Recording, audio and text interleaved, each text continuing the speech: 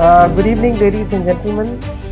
Uh, at the very outset, I'd like to thank the organizers for inviting me and giving this opportunity to talk about a subject that, uh, in a sense, I had researched during the times that I was there when I had, as I described it, as a ringside perspective. But for giving me the chance to revisit it again, especially in the light of, it was re-triggered by what Professor Subramaniam spoke a few weeks ago about how piracy was viewed uh, in the medieval and early modern times, and her wonderful talk that day in this very forum. That sort of got was a trigger for this talk of mine. Also, in a sense, last time when Professor Fleur spoke, I think Admiral Rao made a very interesting comment when he said, "We people, presumably the people in the Navy or maritime professionals, see things differently. I mean, not good or bad, but differently." And so I was curious to see how different is our view. So in a sense, this is aiming to give what could be called a very reporterish, or what is often called the first draft of history that journalists supposedly write about the phenomena of piracy in Somalia. Now, this is a very interesting phenomena because it sort of lingered for 4 years. It's gone to a low simmer, but there's always a chance that it might, in case certain conditions crop again, it might come up again. And it offers very interesting case studies due to a variety of reasons. Therefore, I thought I must speak about it. In doing so, permit me to make a couple of caveats right at the beginning. The first, of course, is that while it is informed by my experiences in the Navy and particularly during my tour of duty there, this is not the official Navy's viewpoint or the Government of India viewpoint. Whatever I say are purely my own views. Second, ladies and gentlemen, I'm aware that the audience consists of many people, including those who've been serving and retired officers of the Indian Navy and the Merchant Marine, and therefore some of the things may be obvious to them. But what I have done is try and sort of pitch this for those people who are maritime enthusiasts, who love the maritime domain, but have not necessarily been practicing seafarers. So this talk is aimed at them to sort of give them an idea as to what obtains at sea and how this was a challenge that many countries, as well as India, met in the last decade, and then what has subsequently transpired ever since. Now, we are all aware piracy, like I said, has been invested. Different people have been called pirates at different times, depending on which side of the prism you are. We've heard of the Vikings being called as plunderers, the Barbary Wars, the Spanish galleons, and of course the Caribbean pirates, which has been romanticized with Johnny Depp and a very wonderful Keira Knightley playing those roles. So that's in some sense the common pop image of piracy. Unfortunately, the reality, particularly if you're thinking of piracy of Somalia, was completely different. It obviously brought in lots of misery. There was war. There was fundamentalist strains. There was lots of military action. There were humanitarian issues, and therefore, I thought we could discuss a little bit on that, and I'd be very happy to take on any questions and answers later during our interaction. So first and foremost, just to sort of place the whole thing within a context, why was India interested in this piracy of Somalia? I mean, what was different? What were our specific interests? Well, of course, you're all aware of the geographical proximity of this region. I will flash the map in a little while, and that 90% of India's trade goes through the seas. So the Gulf of Aden, Somalia, which is a choke point. Anywhere where this trade gets affected, we are concerned. These are extremely strategic location. If you take the Strait of Hormuz up north, the Suez Canal, Red Sea, it's a sort of what we in the Navy call as choke points. Uh, GOA stands here not for the lovely state that's Goa, but Gulf of Aden. The Gulf of Aden trade is 110 billion USD, broken into exports and imports, so very important to us. Indian seafarers constitute a considerable chunk of the global seafaring population. The Indian maritime military strategy gives a very conservative estimate at about 7%.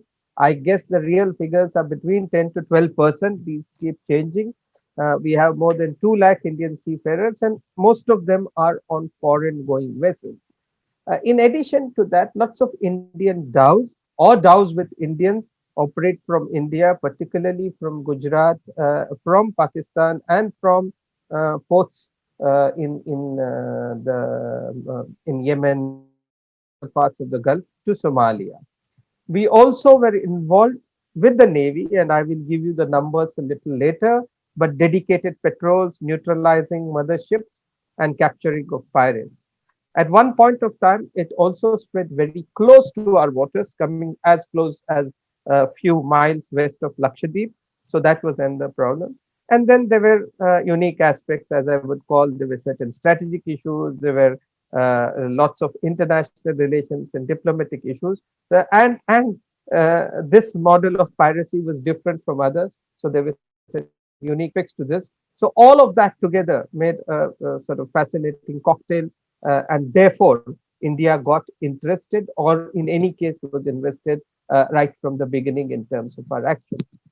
Briefly, to give you the geography, this is the Gulf of Aden, that's Somalia, and the Red Sea, a very narrow corridor which acts as a choke point. Red Sea subsequently through the Suez Canal leads to the Mediterranean and to the Atlantic. This is a little bit about the land. Somalia, as you know, has a kind of little bit of a different geography. I mean, most countries are disposed lengthwise or breadthwise. This is a little got a slightly different shape, and that brings its own geopolitical issues, as I will explain. With relation to India and the Indian Ocean region, this is how it looks. Now, the genesis, more or less, everyone believes it is because of the instability in Somalia.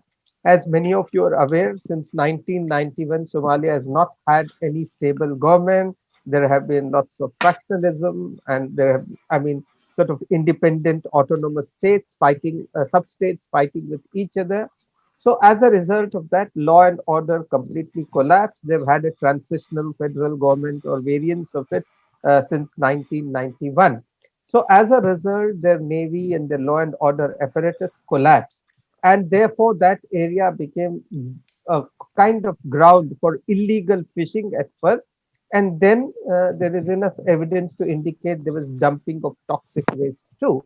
Now, as a result of that, initially, actually, lots of evidence says that the police or the militia chased those who were doing illegal fishing. And when they caught them, discovered that they could be held for ransom. And that is how the hijacking started. Of course, this is partly true and partly not.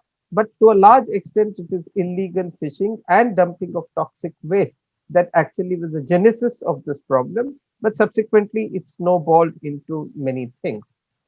Now, very brief history again. All of you know that Somalia in the colonial times was sort of divided into various entities. The French Somaliland is the Djibouti of today.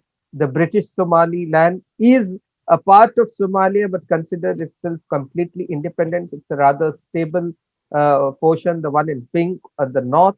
The Italian Somaliland constitutes what is largely called Somalia of today. But if you will see, there are two territories called Juba land or Juba, which Kenya and Somalia sort of fight over, and there are territorial disputes. And there's something called Ogaden, on which Ethiopia and Somalia have certain territorial problems. So, like many colonial legacies, this is a country that has still disputed borders and certain disagreement on what exactly constitutes the boundaries. Now, if that was not enough, this current Somalia relates to what was the position then. It's not changed much, but you will see that even in that little area, even if you leave out, several aspects of Somaliland, which is self-declared independent, what is Somalia for today has several, autonomous parts. Puntland, for example, in the northeast, which is the den of pirates, considers itself completely semi-autonomous and not does not give in easily to orders from anywhere else.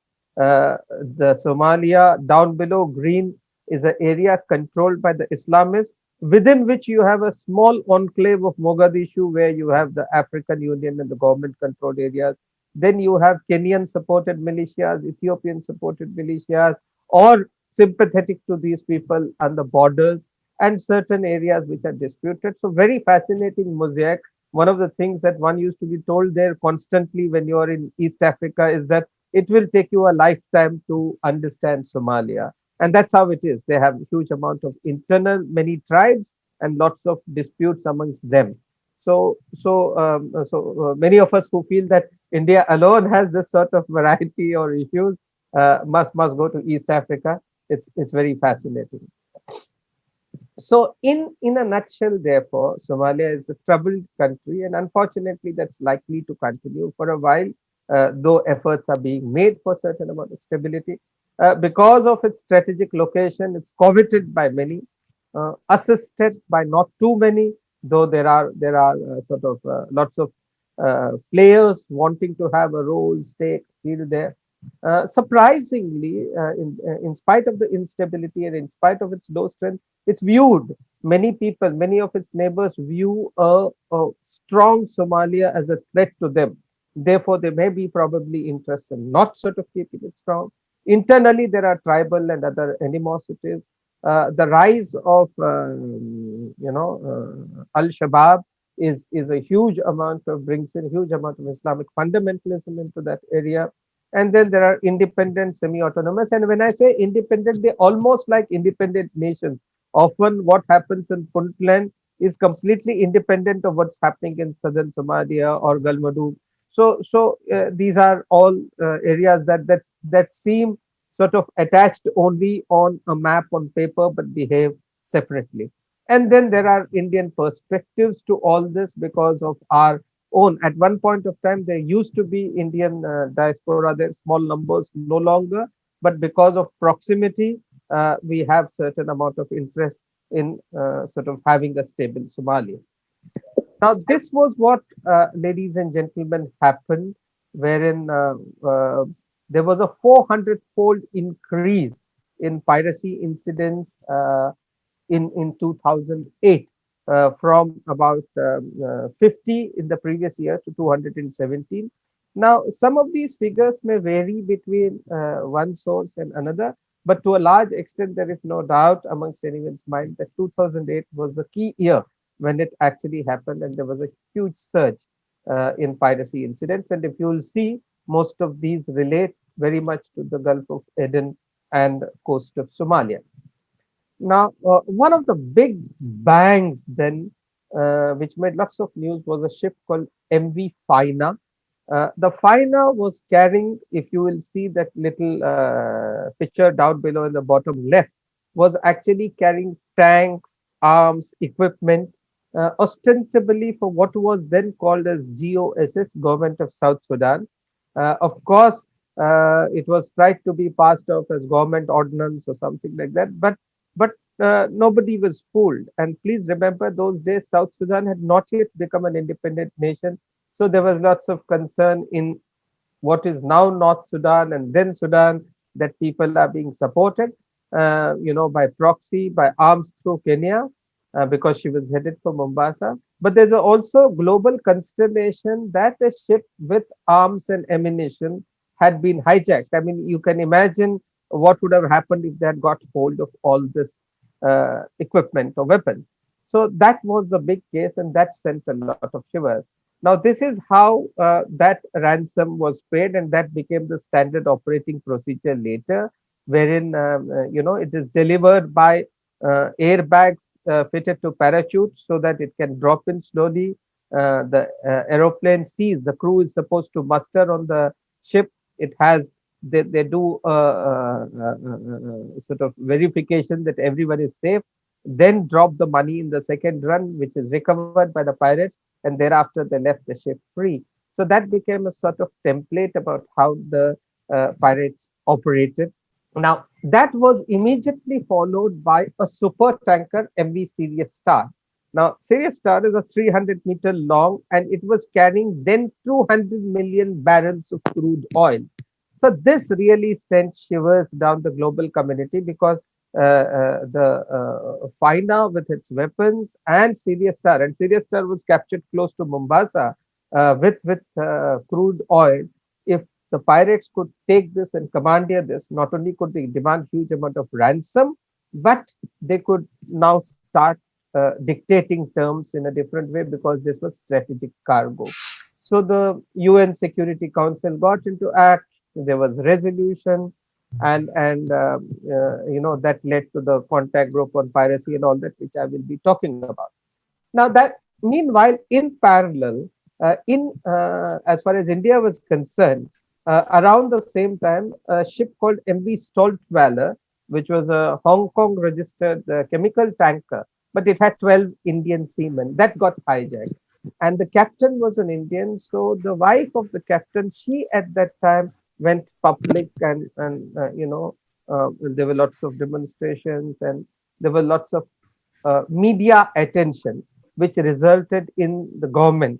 Mind you, the Indian Navy had already indicated its readiness to deploy ships, but the government was wondering due to certain whatever other compulsions. At that time, it decided, and that's how in October 2008, INS Tabar was deployed. Now, immediately, the Tabar Indian ships, maybe because we were more proactive, The maybe because Bluetooth device is you know ready to pair. maybe because we sort of were able to get these people better. So we got into action straight away. On the 11th November, just less than a month later, we rescued Jagarnav, which was almost being boarded by pirates, and thereafter she was sort of escorted to her station. And Tabar being escorted by Jagarnav resulted in a very iconic photograph. This is the one that I've used, or I'll show it later. Now, thereafter, in on 18th November, Tabar uh, created big bang when she hit in response to a fire from a mothership, a Katwat Nava, and she hit the mothership, which sank in the return fire. Now, that caused a lot of global acclaim. I was there at that time in Nairobi when the foreign minister of Kenya said, look, we wish all countries were like India, which takes resolute action against these pirates. And that got us a lot of acclaim. And then immediately thereafter, INS Mysore on 13th December. So we captured 24 crew, got skipped. So we got into action, Bias, then MV Mod, Talwar. The Indian Navy was very proactive, and I can tell you a little bit about the sort of fear factor there was there amongst the pirates because I was in touch with their intermediaries owing to certain issues for release of hostages and things like that. So there was a huge amount of fear factor that the Indian Navy would be taking very proactive action.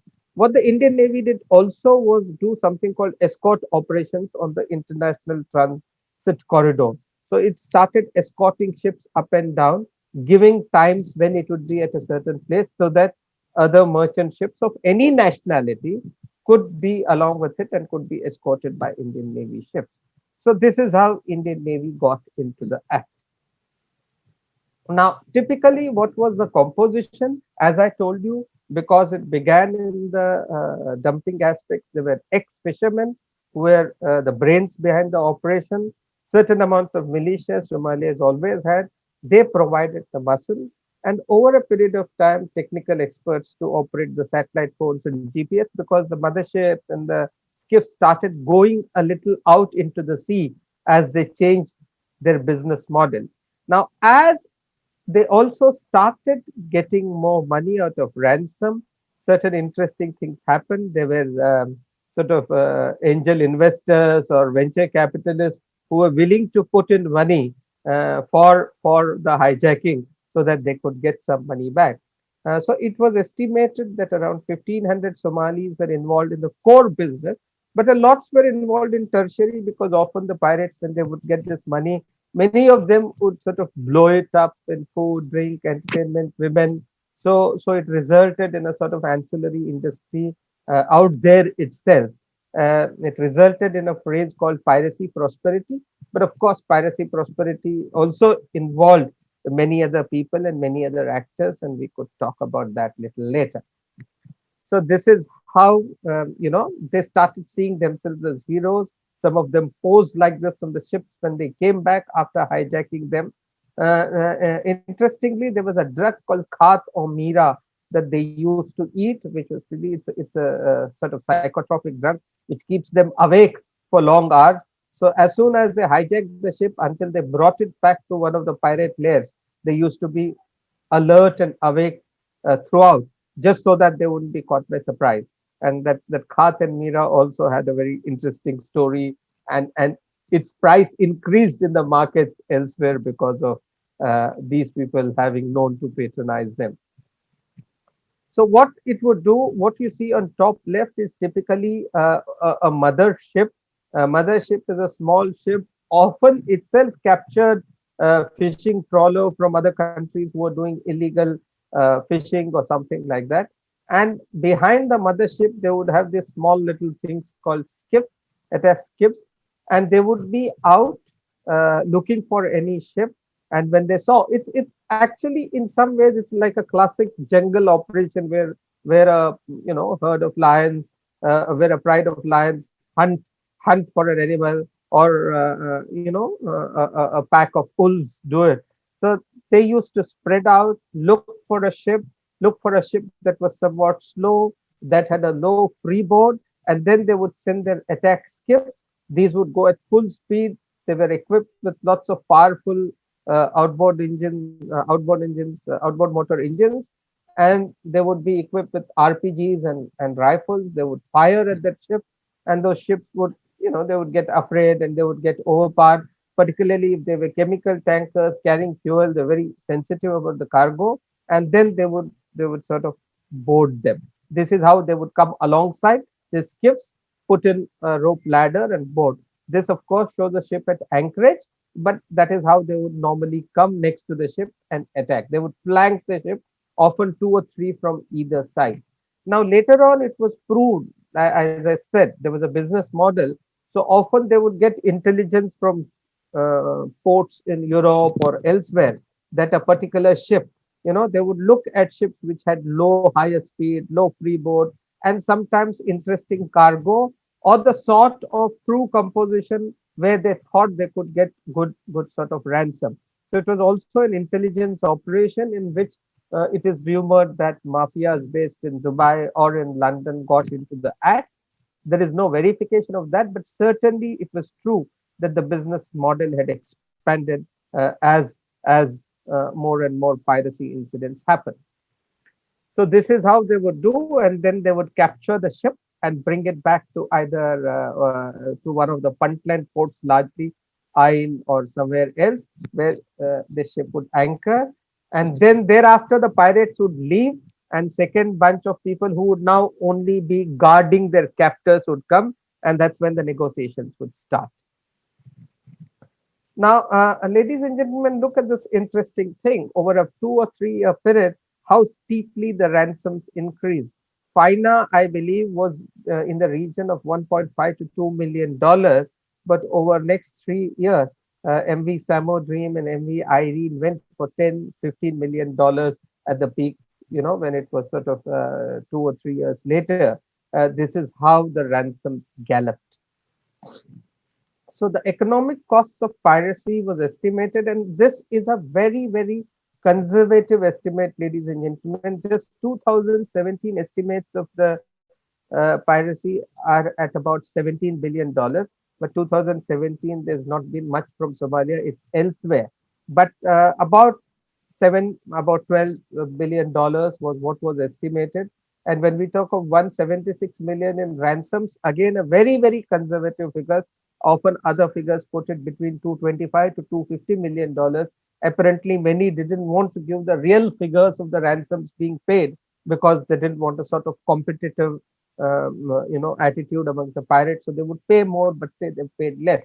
So there are these different aspects that came into it. But we are looking at anywhere as of today more than $15 billion per year as the economic cost of piracy. And I don't know if many people are honestly costing the ship days, the people, or how many sailors you're deployed, and the amount of effort that's taken in sort of putting it down. And look at this. Very interestingly, the pirates don't get more than 30% of the share of spoils. So you can see the huge industry that's been built around it, where local officials, financiers, the people who made it, and increasingly the sponsor got about 30% because it was the sponsor who often gave in the boats, who gave in the skiffs, who gave in the weapons, and he took on 30% of the money. So it was an interesting business model where the actual foot soldiers at the end of it were not getting the lion's share of it. Now, over a 3 year period, it went on increasing and went on to about 200, 300 times of what it started in 2008 and sort of petered down from 2012 onwards. Now you can see how it started. One of the things that the pirates started to do when they found that there was greater action in Gulf of Aden, there was an international transit corridor. They started going further out into the sea, further east, and at some point of time came very, very close, as I said, to the Indian coast. However, I would also advise you against sort of reading too much into this graph because often, as I will explain in the very complicated matrix of these diagrams, this was also used against India later when it came to defining the high risk zone. Lots of countries suggested that there was piracy just off Indian coast, which was not true at all. And that definition of high risk area actually put us back economically till it was rescinded in 2015. I'll explain that in a bit. So, what happened over 3 years as pirates changed their tactics? The Indian Navy also enhanced its involvement. We started, in addition to what we were doing in the Gulf of Aden, where we were sort of going up and down in the international transit corridor. We also started surveillance in Maldives, Seychelles, and Mauritius, dedicated for those countries at the request of those countries. We started Operation Island Watch of Lakshadweep. We also started putting in our aerial assets, the Doniers and other aircraft for surveillance.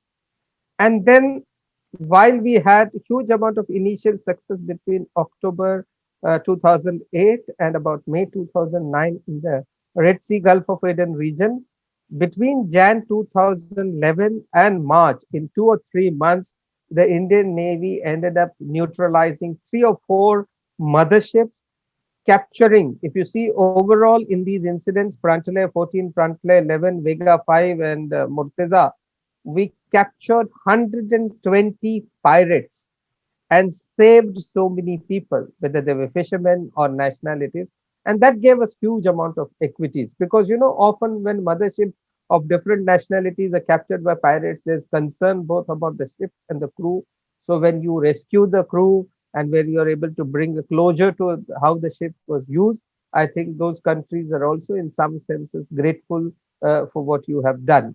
So the Indian Navy's operations in these 3 or 4 months resulted, I think till date, we still have the highest number of pirates captured by any country.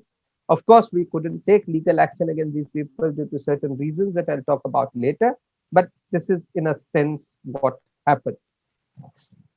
Now, despite all this, there were issues of concern. And what were there?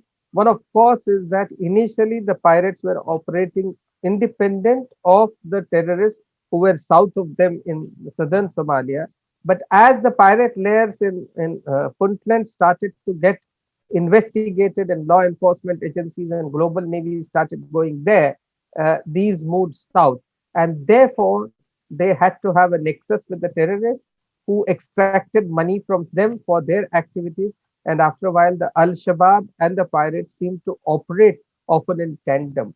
What that did was also resulted in greater cruelty, more brutality in terms of handling the hostages, because the pirates all said and done the first set of people were there for the money, and it didn't intend to probably create as much harm as the terrorists were want to do.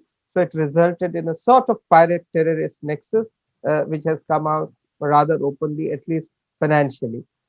There are also legal dilemmas. What happens when ships capture people? Now, ships are not meant to house pirates, to jail them, to keep them, and they had to be brought back to some place ashore quickly. How they were treated on board the ship and ashore became big issues, and I can have certain discussions because I engage one of the best criminal lawyers in Kenya on several discussions on this. He often used to fight on the side of pirates, but we used to have interesting discussions about how he viewed the whole problem. So there were huge amount of legal dilemmas. This is a set of pirates captured by the Indian ship Tabar. Now you have to immediately go and drop them at some place. Now that depends upon whether you have agreements with that country. Can you leave your duty and your patrolling? What happens to other ships that you are patrolling? So there were a whole lot of operational and legal issues that came. And suppose, despite all your efforts, suppose some of them fell sick or they were unwell, there would be lots of panic because you didn't want to be sort of accused of any sorts of violations later. So it resulted in huge amount of problems about how to handle all this. Now, one of the more interesting dilemmas, of course, relates to jurisdiction. And so please see this, take time to read aspects of jurisdiction. Since we are in what are called international waters beyond 12 nautical miles from any country, who has the jurisdiction in international waters over a merchant ship that is captured by pirates and that's rescued by somebody else? What happens? Often this would be the problem. Suppose a country rescuing pirates, rescuing crew from pirates, it results in action, kinetic action, and that action results in inadvertent death of some crew who were from different countries. What would be the legal sensitivities there? So many of these were the problems or the quandaries that navies and indeed the nations had to face when you had to devise operating procedures for your ships, and you had to bring out rules of engagement. So one of the biggest problem, even though piracy has been defined as a crime in the UNCLOS Article 101, UNCLOS of 1982, but because most countries don't have domestic legislation and its application was a huge problem. Now, over a period of time, of course, despite all this, concerted action by the navies, by other law enforcement agencies, governments getting together, meant that by 2015, in 2016, actually from about 400 incidents in 2011-12, it had come to single digits in 2016. You can see again 2017 there was a small spike, but thankfully when most of the world was wondering whether it signaled a resurgence, thankfully it was put down, and thereafter it has been very quiet. So what are our sort of concerns? What were our concerns with regard to piracy? They were obviously the threat to Indian shipping. Fortunately, no Indian vessel was ever hijacked when escorted by the Indian Navy. Our seafarers, their treatment at various places at any point of time, because of huge number of Indian seafarers, many Indian seafarers were in the custody of pirates, and so negotiations for their release were often long, tortuous, and these are the times you wonder sometimes, as I have told various people, that if you compare with people who are hijacked by air, the amount of attention that is there compared to those who are hijacked at sea is different. Sometimes it is for the good. You can do negotiations quietly. Sometimes it's not so much for the good because there is a sense that not too many people care for this. There were international, legal, diplomatic, and naval aspects. As I told you, we had 120 pirates, but we could not use them for any leverage. And after many years, we had to ultimately leave them because our domestic legal frameworks were not there. They kept staying as under trials in our jails for long. Finally, I think they last landed in jail at Pune, and then they were released. As I told you, ransoms $180 million. Somebody says 225, $230 million. There was money laundering between them, and there were terrorism links. Our own strategic responsibilities in this area for providing security, not merely to, please remember, ladies and gentlemen, that only 14 or 13% of Indian trade comes on Indian registered ships. That means the rest of our trade comes on what are called foreign bottoms or foreign flag vessels. In a sense, therefore, the Indian Navy has to be a part of a global consortium providing security in this area to all the ships so that our trade could come through unimpeded. And then, of course, we were also, in some sense, we took on the responsibility with our smaller good friends, partners who didn't have the necessary capacities like Seychelles, Maldives, Mauritius. I told you about the high risk area definition. Basically, what happened is in 2010, the high risk area was kept at 65 degrees east longitude. And due to certain incidents in 2011, the International Maritime Organization shifted that to 78 degrees longitude, almost 700 miles to the east, and that entered the Indian EEZ in a sense. Now, what happens is when you designate something as a high risk area, then the premium, insurance, all other costs shoot up. Also, it results in many of the ships getting armed guards. And one of the reasons possibly that Enrica Lexi incident happened when these ships, big ships with cargo and armed guards come closer to your coast to escape pirates, it can result in that sort of conflict also. Also, it sort of gives you reputationally a sort of name that, okay, off your coast there are piracy incidents going on and you're not able to control it. This despite the fact that the Indian Navy had been the most proactive. So there was a 5-year diplomatic and naval campaign, and that is the time you realize there are wheels within wheels. There are many people who are aware that there is no high risk here, but wanted to keep it that way. So India had to make a huge amount of effort to redesignate that back to 65 degrees longitude, and that was a victory for us in some sense, and that largely happened because of the Navy's proactive role. So, as I said, incidents had reduced to single digits by 2015-16. So, overall, ladies and gentlemen, we escorted more than 4,500 ships in these 10 years from about 2008 to 2017-18.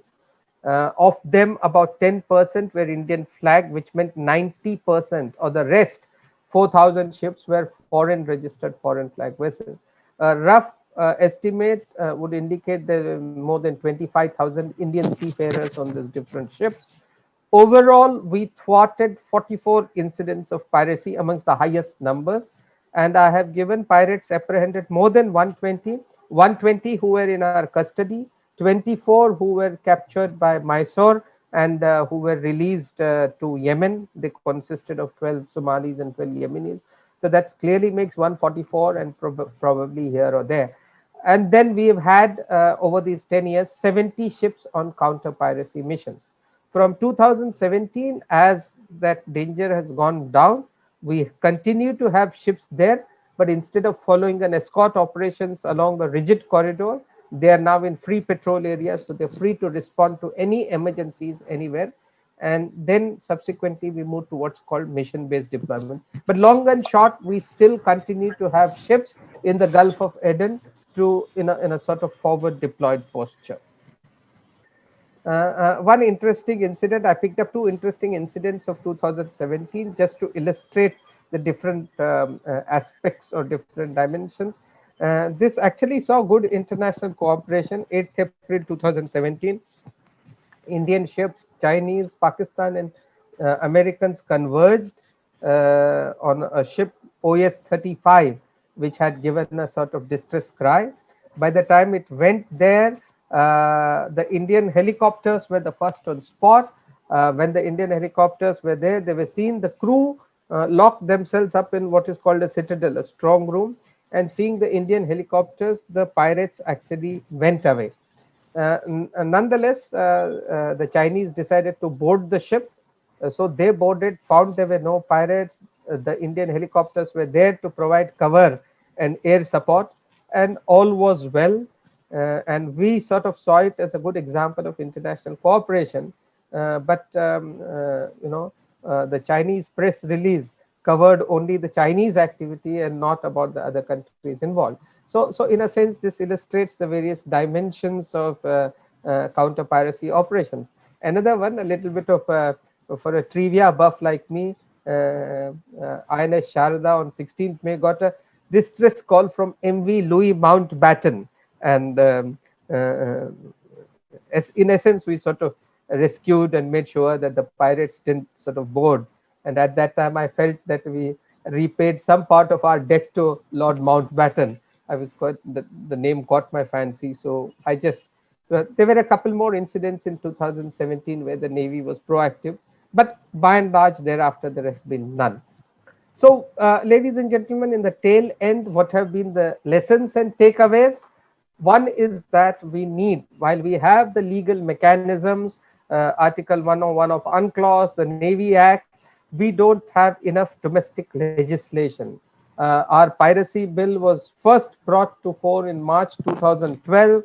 It did not see until, please see, the UNCLOS got passed in 82, ratified in 94, but for 30 years we did nothing to bring our domestic legislation on par with international treaties. Then, having realized all these problems, we brought a bill in March 2012. It did not see the light of the day. It went on and on until it was introduced in Lok Sabha and Rajya Sabha in December 2019. A very good, a very strong anti-piracy bill. I still don't know whether it was passed or not, but I'm presuming that it was passed because it was introduced on the floor of House in December 2019. Often different nations have differing perspectives. You would think that countries around the world would take a common view of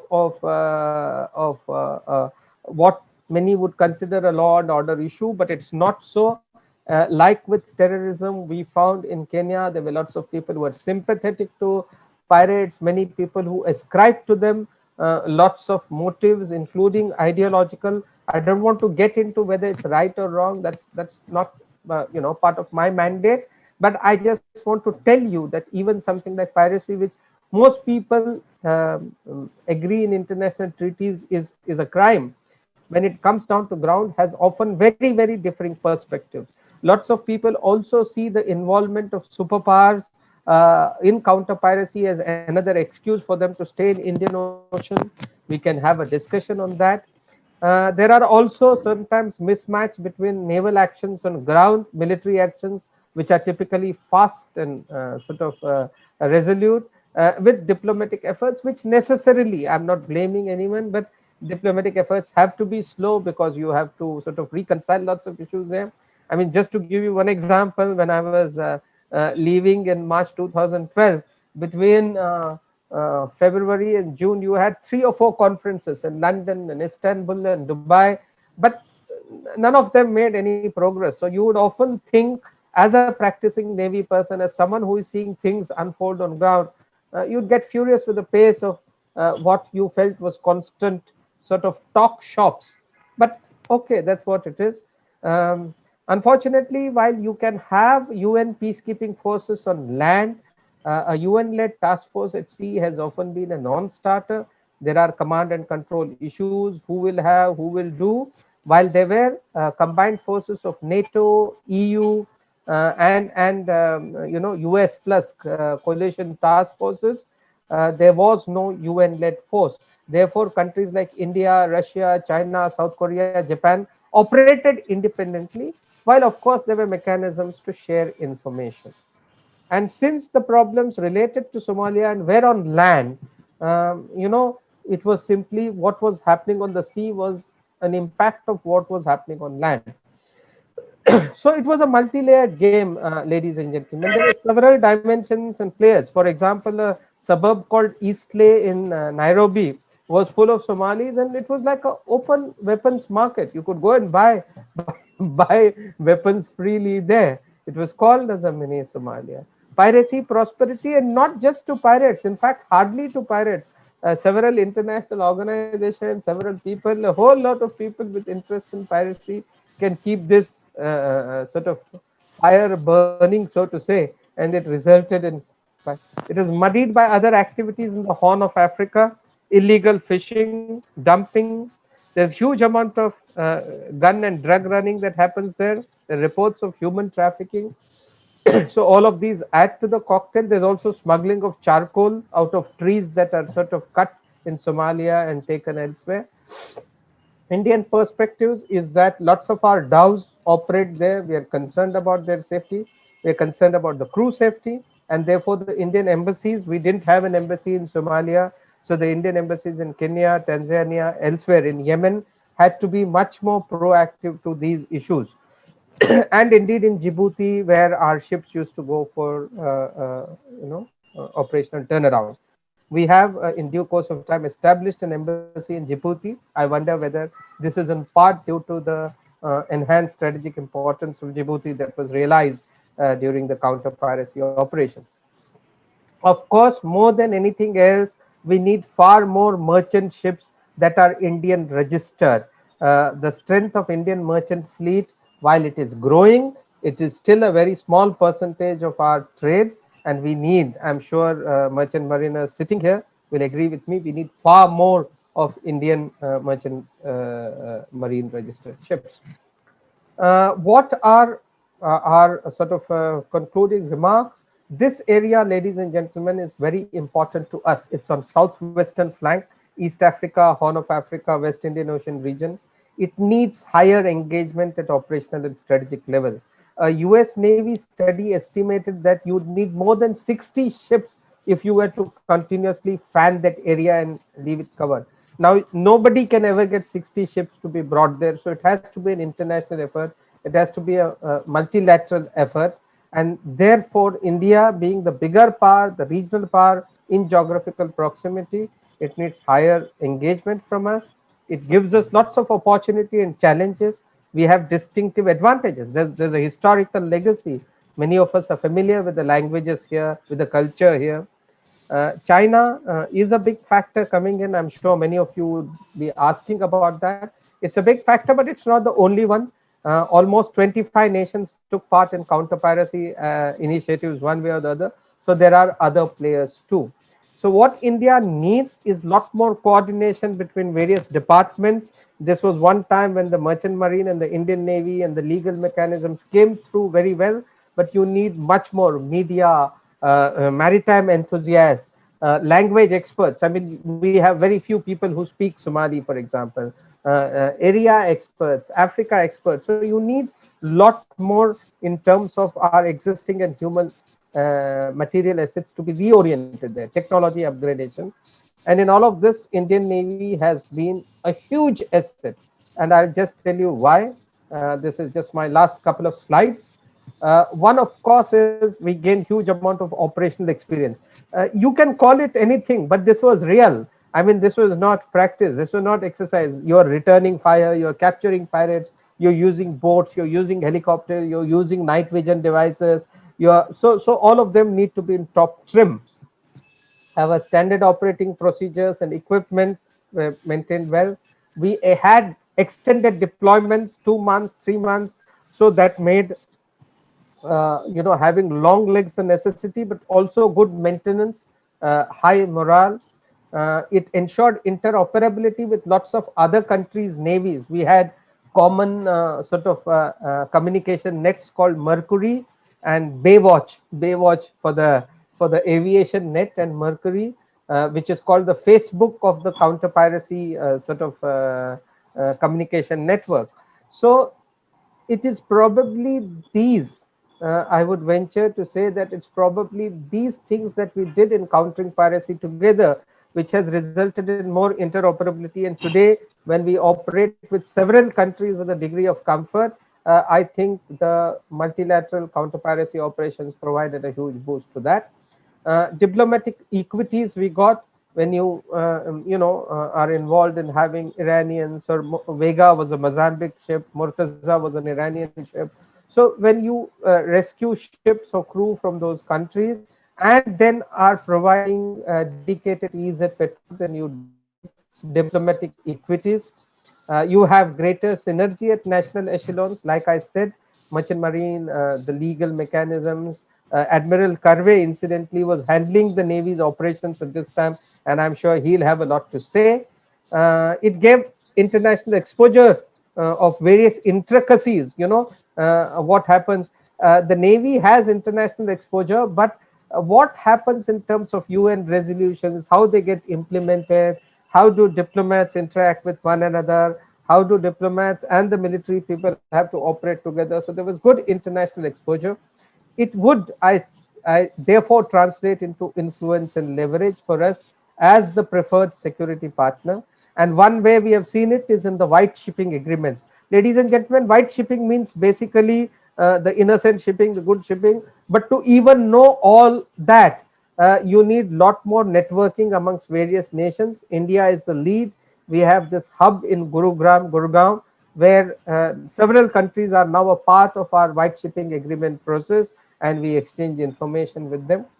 It also resulted in knowledge of area. Knowledge of the terrain is very important. So when you constantly operate far off there, as our forefathers and seafarers operated there, so from being, it's a part of deep water operations when you operate in far off areas of the coasts of other countries. So it gave us lots of knowledge of area, and above all, I think it gave us lots of education and friendships. Some of the best friendships I made, particularly with my counterparts in the merchant marine, where when I was posted in Nairobi, and we had to often sort of bat together for our country. So, ladies and gentlemen, long and short, the current situation, as you can see, is very good. Last year, there were only 3 incidents of ships being hijacked, and this I'm talking all over the globe, not just in Somalia. Somalia, I don't think reported. There was one incident reported, but it was not hijacked, as far as I know, last year. Now, if you contrast this, as I said, see what happened. I went there in October 2008 and returned in March 2012.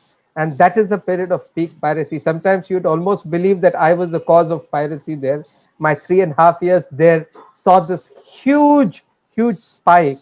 And I think, therefore, I had this very incredible perspective, which has enabled me to see several aspects of that, that game.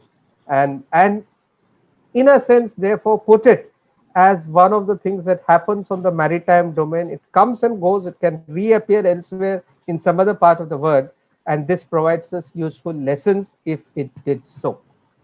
So there is not much romance. Pictures tell a poignant story of military action, of peacekeeping effort, of hunger, of starvation, and of pirates at the end of the day not necessarily having a great life even when they made money. So in a sense, it's a story that is multi-layered, but certainly not romantic. Thank you. Thanks a lot, ladies and gentlemen. I finished.